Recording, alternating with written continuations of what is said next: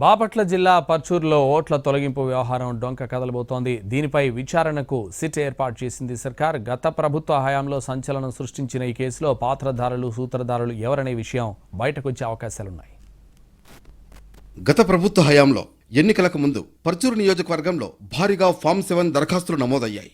Parchur TDP MLA Eluri Sambasivarao ఫిర్యాదు చేసిన ఎన్నికల సమయంలో మమా అన్నట్లుగా నడిపించారు. ఆ తర్వాత ప్రభుత్వం మారడంతో పర్చూరు నియోజకవర్గంలో అసలేం జరిగిందనే విషయాలను బయటపెట్టేందుకు సిట్ ఏర్పాటు చేశారు. పర్చూరు నియోజకవర్గంలో దాదాపు 195 మంది ఎన్నికలకు ముందు ఫామ్ 7 దరఖాస్తు చేసి 24,000 ఓట్లను తొలగించేందుకు ఫిర్యాదులు చేశారు. అప్లై చేసిన వారిలో దాదాపు 80% పైగా విచారణ చేసే సమయంలో రాలేదు. అయితే వైసీపీ నేతలు కొందరు పోలీసుల సహకారంతో బిఎల్ఓల ద్వారా ఓటర్లను తొలగిస్తున్నారని గతంలో ఈసీకి ఫిర్యాదు చేశారు టీడీపీ ఎమ్మెల్యే.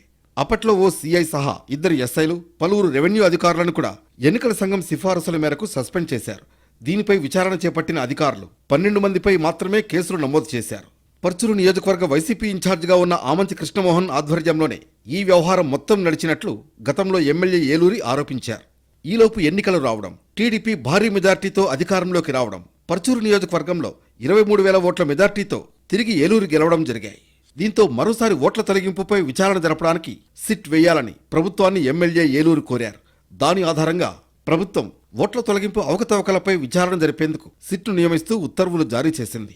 ఈ కేసు దర్యాప్తులో భాగంగా పూర్తి విచారణాధికారాలను సిట్కు అప్పగించారు. దర్యాప్తు పురోగతి నివేదికను కేంద్ర ఎన్నికల సంఘానికి కూడా నివేదించాలని పేర్కొంటూ ఆదేశాలిచ్చింది ప్రభుత్వం.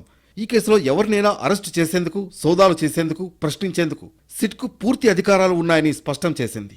అప్పట్లో ఈ వ్యవహారాన్ని నడిపించాలని ఆరోపణలు ఎదుర్కొంటున్న మాజీ ఎమ్మెల్యే ఆమంచి కృష్ణమోహన్ ఎన్నికల ముందు కాంగ్రెస్ పార్టీలో చేరి చీరాల నుంచి పోటీ చేసి ఓడారు. దీంతో సిట్ దర్యాప్తులో ఏం జరగబోతోందనే అంశం రాజకీయ వర్గాల్లో ఉత్కంఠగా మారింది.